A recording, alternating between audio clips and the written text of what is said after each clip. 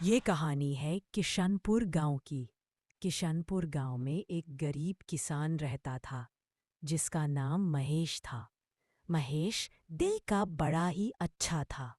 महेश की पत्नी का कुछ समय पहले देहांत हो गया था, जिसके कारण महेश अब बिल्कुल अकेला पड़ चुका था।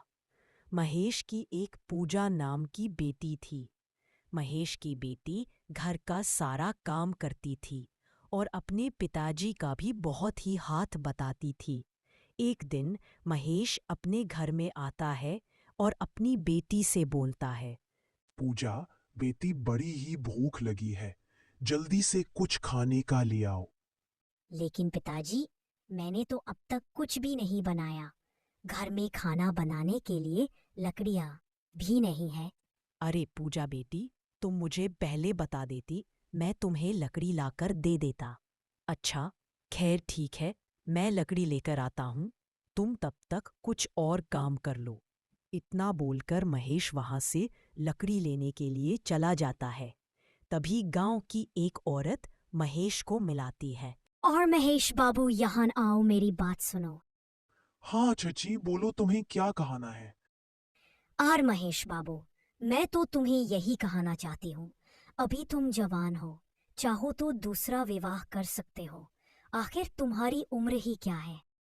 अरे नहीं नहीं चची, तुम कैसी बातें कर रही हो। और तुम्हें पता तो है मेरी एक बेटी भी है। अरे महेश, बेटी है तो क्या हुआ, फिर भी तुम्हें अच्छी लड़की मिल जाएगी। तुम एक बार हाँ तो बोलो। नहीं चची, मैं शादी नहीं करूंगा। अगर मैंने शादी कर ली तो ना जाने मेरी बेटी का क्या होगा। मैं तो तुम्हारे भले के लिए ही बोल रही थी। आगे तुम्हारी मर्जी। और वैसे भी इस जमाने में बेटी को पलना इतना आसान नहीं होता। तुम अकेले अपनी बेटी को कैसे पालोगे। अच्छे संस्कार तो बेटी को माँ ही दे सकती है। नहीं चची, तुम कैसी बात कर रही हो। मैं भी अपनी बेटी को पल सकता हूँ। मैं अपनी बेटी की अच्छी परवरिश करूंगा।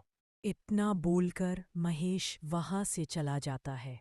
तभी महेश को एक समोसों का तेला नजर आता है।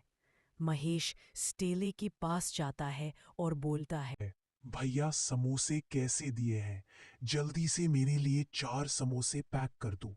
अरे हन हन भैया, कर देता हूँ। समोसा 10 का एक है। मेरे समोसे खाने में बड़े ही स्वादिष्ट हैं।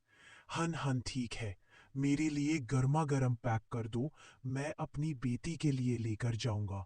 महेश अपनी बेटी के लिए समोसे ले लेता है और उन्हें लेकर घर की तरफ आ जाता है।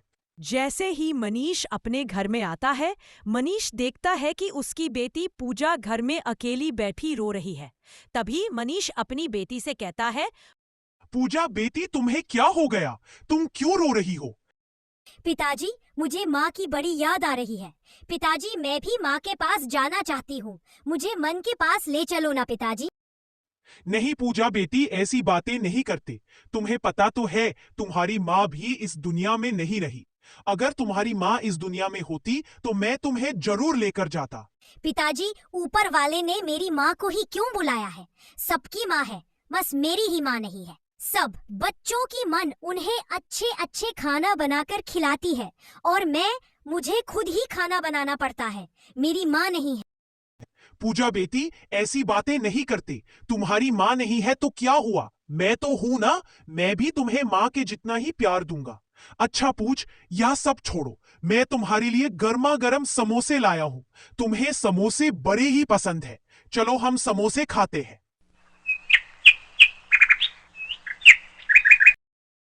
उस गांव के पास ही एक राजा का राजमहल हुआ करता था। राजा बड़ा ही चतुर था। राजा का एक बेटा भी था जिसका नाम रजवीर सिंह था। रजवीर दिल का बड़ा ही अच्छा था। रजवीर कभी कभार जंगल की तरफ शेर किया करने जाता था। कुछ साल ऐसे ही बीत जाते हैं। अब पूजा जवान हो चुकी थी। पूजा पहले से ही बड़ी ही सुंदर थी, इसीलिए सभी गांव के लोग पूजा को देखते थे। एक दिन पूजा और पूजा के पिताजी खेत में काम कर रहे थे।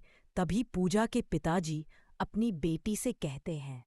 पूजा बेटी, तुम जल्दी से जाकर यह सब्जियों की टोकरी घर रख कर आ जाओ। मैं तब तक और सब्जियां तोड़ लेता हूँ। आज बाजार में हम ज्यादा सब्जियां भेजेंगे, जिससे हमें ज्यादा पैसे प्राप्त होंगे। ठीक है पिताजी, मैं घर जाकर सब्जियां रख कर आ जाती हूँ। आते वक्त आपके लिए कुछ खाने का भी ले आऊंगी।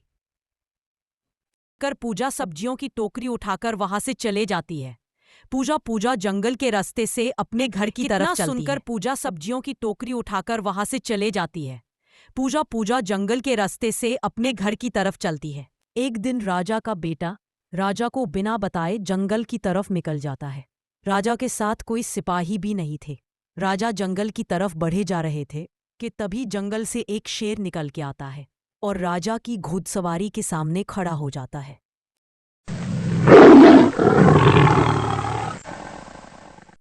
तभी पूजा भी वहां आ जाती है। पूजा अपनी सब्जियों की टोकरी नीचे रखती है और वहीं से पास पड़ी एक लकड़ी उठा लेती है और शेर की तरफ चलने लगती है। शेर भी महाराज के ऊपर छलांग लगा देता है। महाराज नीचे गिर जाते हैं। तभी पूजा महाराज को उसे बचा लेती है